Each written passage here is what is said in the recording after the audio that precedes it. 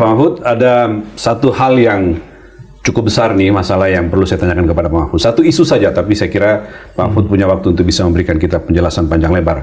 Jadi Pak Mahfud, setelah ramai menjadi perbincangan pada akhir April kemarin ketika Forum Purnawirawan Prajurit TNI menyampaikan 8 tuntutan kepada Presiden Prabowo, rupanya itu di follow up, Pak.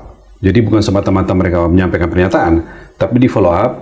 Dan tanggal 26 Mei mereka membuat surat kepada DPR MPR. Suratnya disampaikan pada 2 Juni kemarin, diterima oleh DPR dan MPR.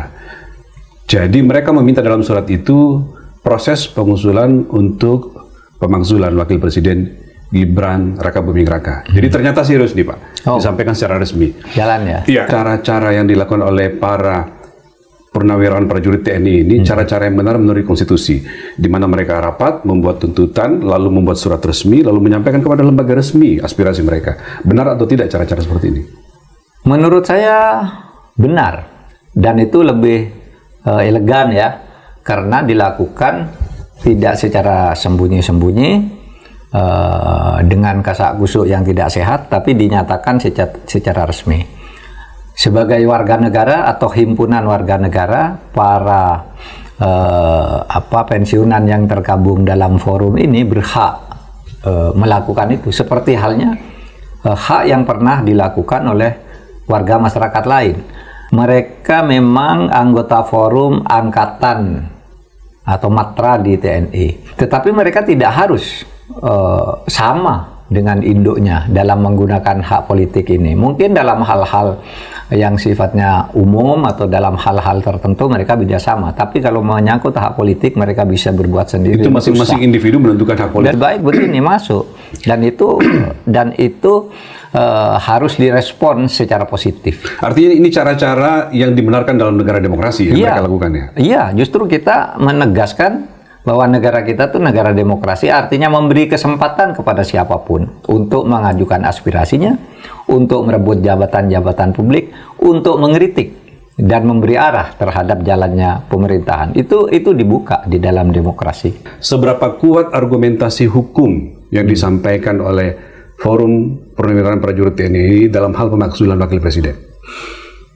Menurut saya argumentasi hukumnya kuat ya. Karena apa? Karena untuk, kalau istilah konstitusi itu ya, pasal 7A hasil amandemen, presiden dan atau wakil presiden dapat diberhentikan dalam masa jabatannya apabila diduga terlibat 5 hal. 4 hal pelanggaran hukum, 1 hal perbuatan tercela, 1 hal lagi keadaan. Jadi apa itu? Apa saja Pak? Ya. Apa saja itu? 1, melakukan pengkhianatan terhadap negara, ya, terhadap negara Pancasila NKRI.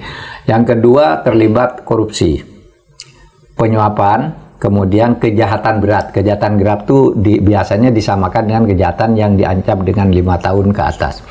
Lalu perbuatan tercela. Perbuatan tercela itu ya sesuatu yang dapat merendahkan martabat, perilaku, tutur kata. Jadi perbuatan tercela itu sangat fleksibel, tergantung pada situasi politik. Lalu 4 hukum, lalu perbuatan tercela. Yang ke-6 keadaan. Misalnya ternyata tidak memenuhi syarat lagi sebagai presiden atau wakil presiden. Apa misalnya sakit permanen yang ini oleh dokter. Misalnya kehilangan kewarganegaraan karena tiba-tiba ke luar negeri, tiba-tiba nerima kewarganegaraan lain, karena benar syarat lagi itu misalnya ya. Itu sebuah permisalan. Atau malah berhenti. Saya minta berhenti gitu kan, berarti kesediaannya udah tidak ada kan. Harus diproses begitu. Itu keadaan namanya. Tetapi ingat bahwa hukum itu adalah produk politik. Secara hukum memang ada alasan, tetapi dipersulit karena ada syarat-syarat yang berat.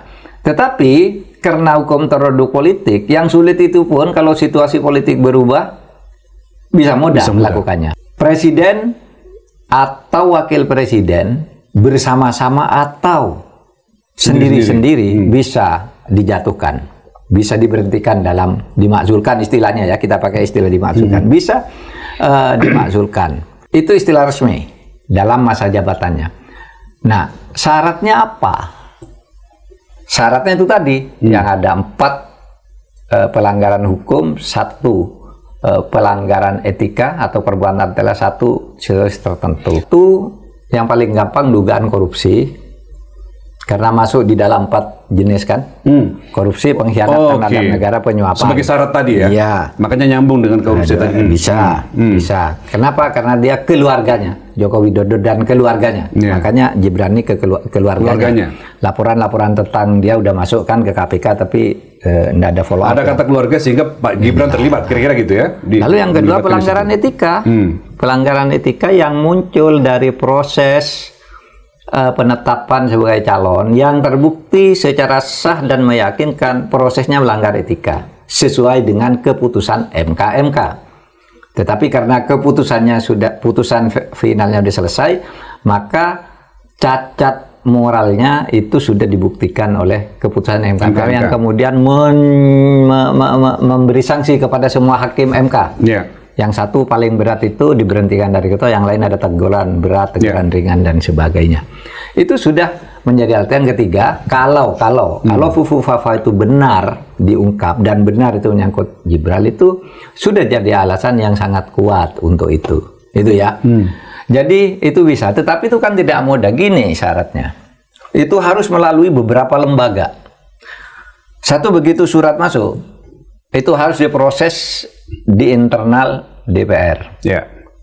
Ya, nanti pimpinan DPR itu membuat disposisi, tolong nih dibahas dong kepada komisi apa, kepada balik atau apa, atau bisa juga kepada agar semua fraksi menanggapi ini. Gitu Mekanisme internal di DPR. Internalnya, ya, internal DPR. Lalu sudah itu, kalau memang dianggap memenuhi syarat, harus ada sidang DPR yang dihadiri minimal 2/3.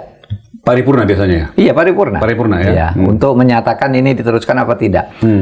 Kemudian kalau hadir 2/3 harus disetujui oleh 2/3 dari yang hadir. Ya, 2/3/2/3. Jadi di situ aja kalau melihat konfigurasi koalisi dan oposisi sekarang, itu kan sulit.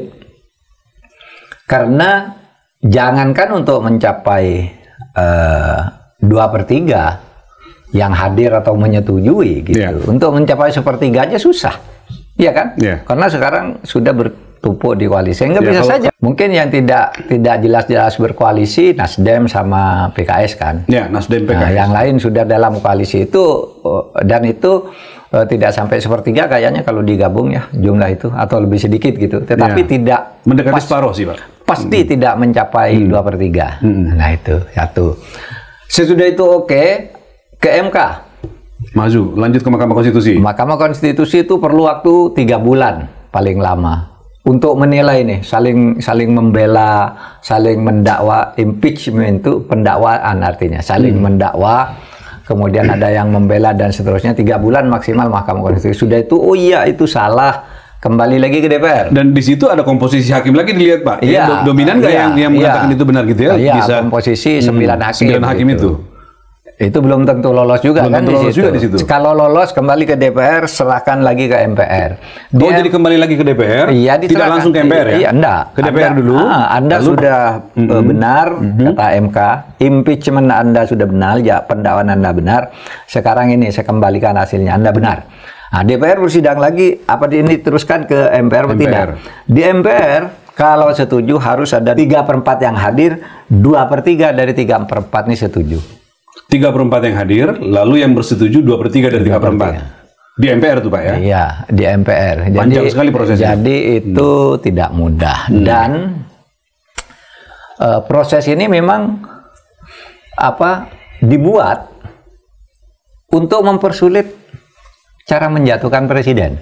Karena memang presiden itu harus tidak mudah dijatuhkan lah, harus kuatnya posisinya ya, presiden dan wapres ya. Iya.